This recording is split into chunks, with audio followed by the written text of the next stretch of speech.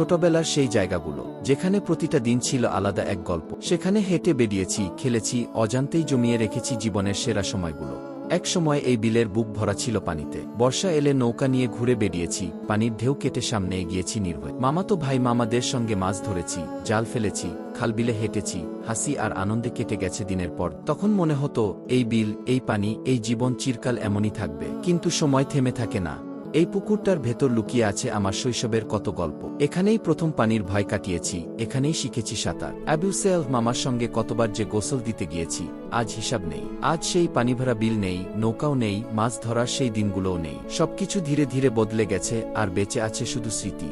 আজ দাঁড়িয়ে সেই জায়গাটার দিকে তাকালে চোখে ভেসে ওঠে পুরনো দিনগুলো। তখন বুঝিনি এই জায়গাগুলো একদিন বদলে যাবে। কয়েক বছরের মধ্যেই সবকিছু যেন নতুন হয়ে গেল। যে মাঠে দৌড়াতাম আজ সেখানে কংক্রিটের দেয়াল, যে গাছের ছায়ায় বসতাম সেটাও আজ শুধুই স্মৃতি। সবকিছু বদলে গেল, শুধু বদলায়নি আমার মন।